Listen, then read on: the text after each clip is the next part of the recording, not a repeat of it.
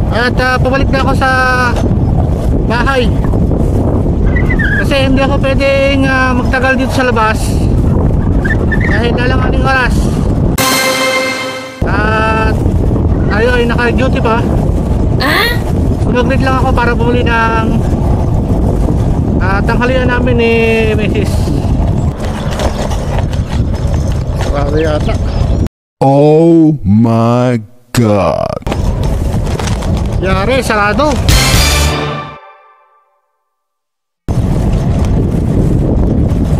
Ito.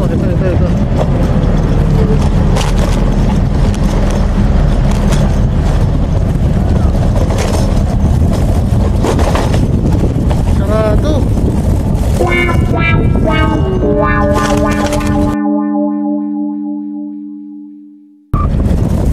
Sarado guys. Hindi tayo dumaan.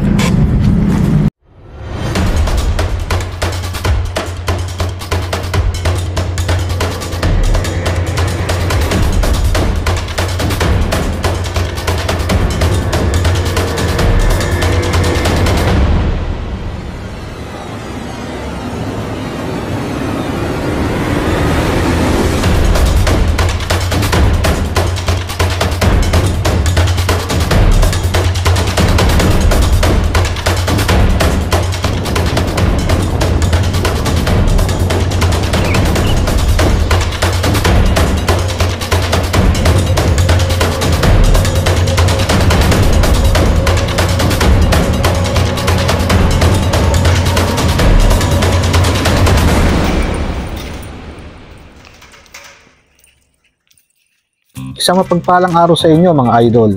Sa video na ito ay umpisahan natin sa pagdating ng isang kontraktor ng AC. Pero hindi ito yung kagaya ng kontraktor na iniisip nyo. Dahil ito nga pala yung kontraktor ng mga aircon dito sa bahay ni Amo. Dahil ngayong araw ay magpapalit siya ng isang belt dito sa isang indoor unit ng aircon. At pagkatapos naman niya dito ay papalitan naman niya yung mga filter ng aircon sa mga kwarto ng mga driver dito. At bilang isang maintenance dito sa bahay ni Amo ay kasama sa aming trabaho ang samahan o bantayan ang mga kontraktor na gumagawa dito. At para masigurado na walang mali-malitang pera ang mawawala dito. Joke lang po. Ayaw, di ma. Biro lang mga idol. Hindi naman sila kontraktor gaya ng mga iniisip nyo. Aray ko. Dito ay tapos na siya sa pagpapalit ng belt. Kaya naman pupunta na tayo sa mga kwarto ng mga driver para magpalit ng mga filter. Ngayon nga ay isa-isa ko nang kinatok ang mga pinto nila upang mapalitan yung mga filter ng aircon nila. At syempre, hindi ko na ipapakita yung mga loob ng kanilang kwarto at makapati kayo ay madismaya. Ayaw, di ma.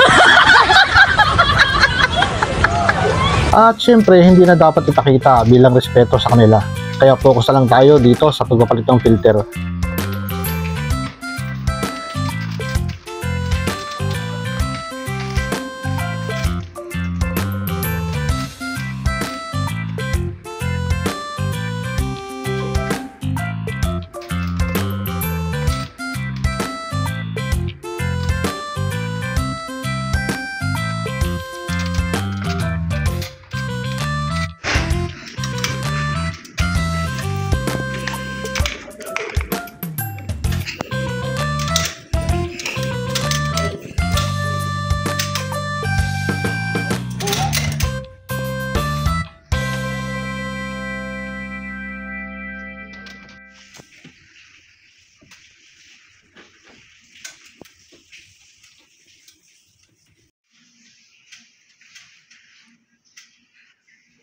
At nung natapos na yung pagpapalit ng mga filter ay inabot na kami ng alas 12 ng tanghali.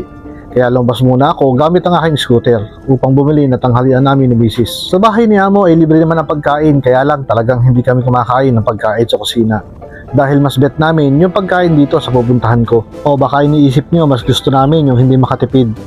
Pero mahirap ipaliwanag, pero para sa amin, mas mabuti nang makakain ng maayos na pagkain, di ba? Sino ba naman ang ayaw makatipid? Come on! Pero minsan ay kumukuha naman ako ng pultamis tuwing umaga. Pero mahirap din pagpalagi dahil araw-araw ba naman yun ang iyong kakainin. Sa mga OFW na kagaya ko, marahil ay relate ka dito. Come on! At kung bago ka lang pala napadaan sa aking video, ay hayaan mo ipakilala ko ang aking channel. Ako nga pala si Richard Mix TV at ang channel na ito ay Mix Content. Kung hilig mo yung ganitong video, ay mag-subscribe ka na sa aking channel. At libre lang naman ito. At paki-like, share na rin at huwag kalimutang pindutin ang notification bell para ma-notify ka sa bago kong i-upload gaya nito. Dahil malaking tulong na yan sa aming mga content creator. Kaya tayo na at samahan nyo ako sa video na ito para bumili ng pananghalian namin at maipakita sa inyo kung paano ang pamumuhay namin bilang isang OFW dito sa Jeddah.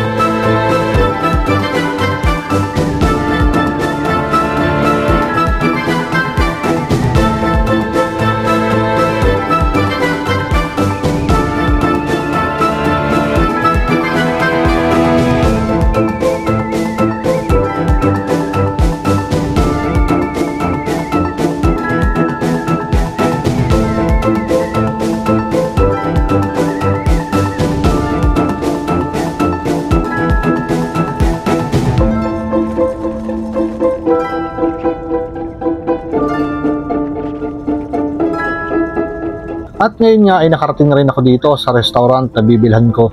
Ang pagkain nga pala na bibilhin ko dito ay yung tinatawag nila na paham na may kasama ng kanin.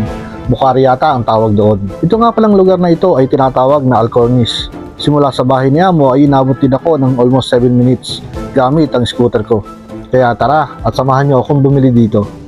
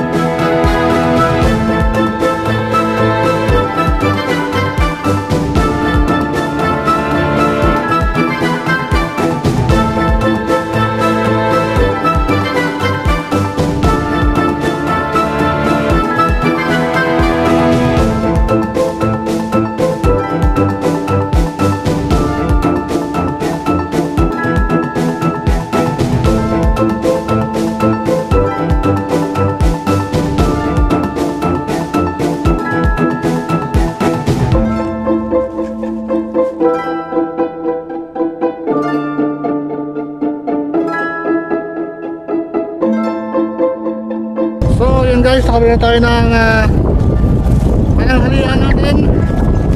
At pabalik na ako sa bahay. Kasi hindi ako pwedeng magtagal dito sa labas dahil nalanganing oras. At tayo ay naka-duty pa. Nag-read lang ako para bumili ng tanghalian namin ni Mrs.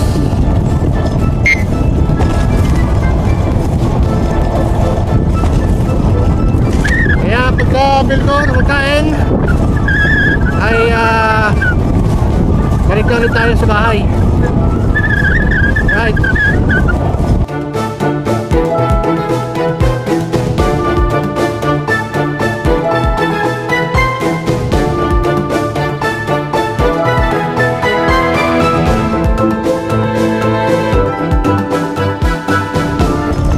Bago yata.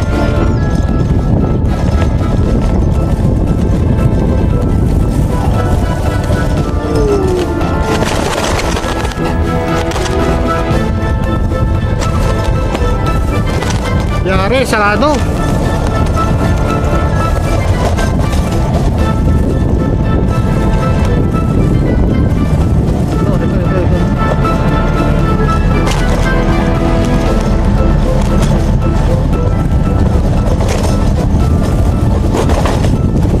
Sarado.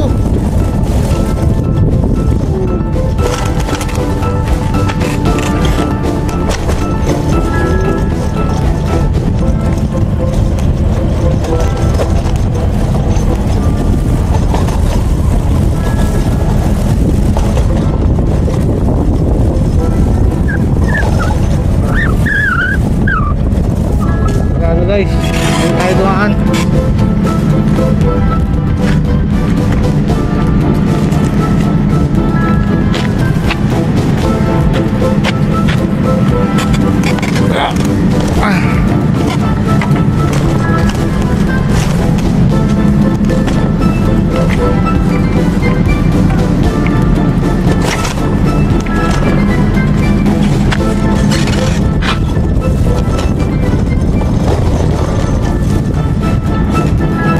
Sigurado. Siguro.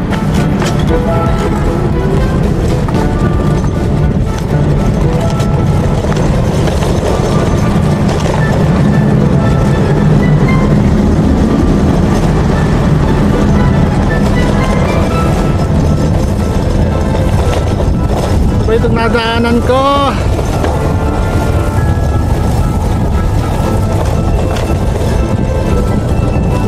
Ito.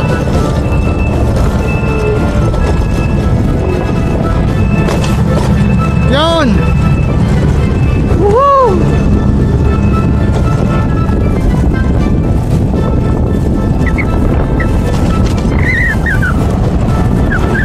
Alright.